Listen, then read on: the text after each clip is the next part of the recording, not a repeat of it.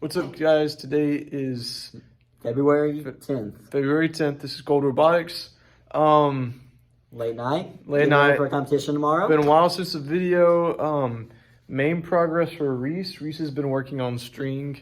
He can tell you a little bit about his journey. Okay, on Saturday, I spent the whole probably I think ever since last Wednesday, I spent the whole until I worked like 11 hours on Saturday, and I was just trying to figure out the new style of string mix, because all your since the string rulings that fishing line can't be used, we've been using the yo-yos, and they've been working good. I was like, I've been seeing like the new bots that cover all of the tiles, and I was like, slingshots or the slingshots and rail guns. I was like, let me try and build one of those. Well, I ended up coming to the conclusion that if I just put more elastics on the yo-yo, it'll do about the same thing. And then Reese had a journey for an entire week. Reese was building string launchers. My first design, I was thinking of 6 or 5 different fingers that could cover the entire field, like 5 different rays of string. That was my goal, to cover the entire field, get all the corners, maybe miss a tile or 2, but just a beastly string launcher. And so the first design I came up with was this. I was going to do like a set of 3, all on different, 1 pneumatic piston for each set. So I had 2 in front, and then 2, and then the 4 on the side, and lay this on top so I can just fire it out. This was cool in theory, but terrible way to launch and a terrible way to reload and stuff like that. I would have thought it would have taken too long to reload, and just coming up with the launching mechanism was hard. So then I was like, okay, why don't I switch to a catapult design? I know catapults, so I could do something like this. I have with strings. I don't know. Yep, and I can launch it with elastics. And then I could have like a similar locking mechanism, but all powered with just on 1 solenoid, to where like all these were held down by this little linear slide thing. And I built it. I built half of the system. I attached a piston to it, and then whenever I attached the piston to it, with all the elastic power, it created a really strong normal force, which caused a lot of friction along this slide, that 1 piston could only move, shift it sideways just a little bit at 130 psi, which was really high and very illegal. So that was scrapped, and I realized that Thursday.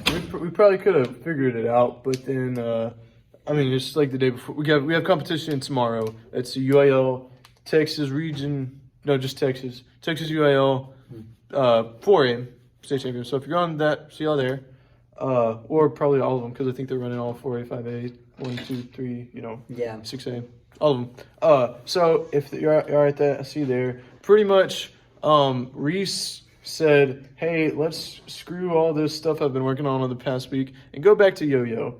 So that was just today. Yeah, because nothing more. So this is Reese's yo-yo. He was in the corner a second ago and launched his right side, his right side, right, and it had almost a perfect spread. Only missed that one side on the back. Then he's got one on this side, one on this side, to get the same one on the left side, and then you got the middle. I don't see how that works. I don't know why we were trying to do other crap, because both me and Reese were like, hey, we've seen all these cool bots, let's try it out. That might have been better. But like this, and also I like the yo-yos. I'm kind of biased because, we came up with the idea, and then also it's really safe. So you're not going to launch out of the thing because they hit the ground and roll. They have like a lot of spin on them. And then that's the other thing. Once they hit the ground, they can curve and whatnot. So if some of those tiles that sometimes you miss, it can cover them up. Anyways, I'm biased towards yo-yos. Also, the fact that you can wrap up the yo-yos in like 5 seconds. And then also you can, like it's just like a really efficient way to store the string. Yeah, no string storage. That was another thing I was working on Yeah. that took some time. Is having to figure out another way of storing string. And yo-yos, they store it for you, and then they launch it, which is nice. We got like an early season like video earlier in the season where we had yo-yos, and I like kind of explained it, but now we've kind of perfected not perfected, but you know we've improved the design a whole bunch. Just by going to matches and stuff. Every comp we just come up with something small to add. Anyways, so Reese has got like 6 yo-yos. I'm launching 4. I got this guy and another set right here. I'll go right there, and then also, along with all this mechanical string launcher stuff that we've been working on, I knew that string launchers were stuff I can just add on at the end. So I let Clayton have my robot for an entire week and also the weekend. So I have both a left side Auton and a right side Auton. My right side shoots 5 discs, consistently makes at least 2. Left side shoots 6 discs, consistently makes at least 3. And it's really good for wind point. All I need is a teammate to get a roller. And he kind of worked on the wind point Auton. Didn't quite finish it, but he's looking pretty nice with coding wise. yeah, on the turret boy, we have good boy.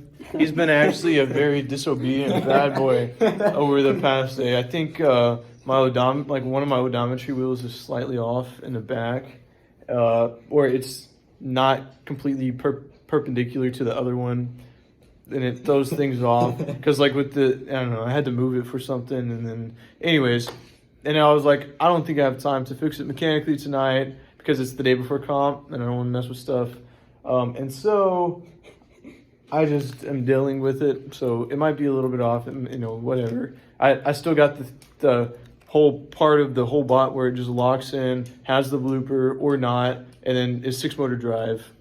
And then that turns into, it's pretty much very similar to a lot of the Metabots, except it's a little bit slower because it has more torque but sacrifices speed. Anyway, and it's heavy as crap. I don't know if I showed it in my last video, but I added a passive roller to my robot in the back. Oh yeah, so Reese can hit both sides rollers, yeah. Which I really like that idea. There's something back there. Yeah. I can just do. And then I can also go over here and do my active roller on this side with like that. So that's helped with Autons. That'll probably help in a match, stuff like that. Oh, as far as my Autons, when it wants to work, I got full wind point. When it wants to work, it hits both rollers most every time. The discs, I haven't quite had the time to get those fine-tuned. It's like probably a 50-50 flip of a coin. I shoot 5 discs. You make at least one up ahead. Yeah, if I make at least one, it's like at least 1.8. And plus, I got 2 rollers, so that kind of helps. You know, if my partner doesn't have an Auton, it's something that helps. It's like making 4 discs because it gets 2 rollers, so that's nice. It can offset like a good team, and then also I got right side that gets rollers, shoots 2 preloads, picks up 3 in the middle, shoots them at the middle. That one I just did real quick, so again, not completely tuned all the way, but it's fine, because it's 11 o'clock. Because it's 11, and I think probably a more valuable thing is sleep the night before comp, because we live not too close to it, so we have to wake up early and stuff. Anything else that we need to recap? Because I feel like it's been a while since we had a video. I torqued up the very bottom roller. I half the torque, half the speed, so now it's got double the torque, and that allows me to hit a 2 disc at once really easily. Allows me to hit the 3 stack really easily. It's just a small mechanical thing that I added. That was something I did because I showed off my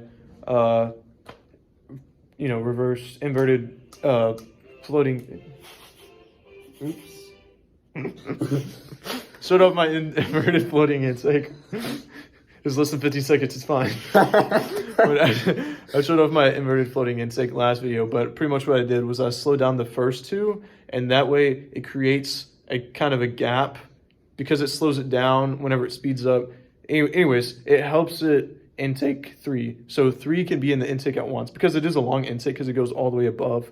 And so it was important that it has enough torque to hold 3 so I can intake real fast. So that was something that I did. It slows it down like barely. So it was a good trade-off. And then also it means I can just tackle that 3 stack like nobody's business.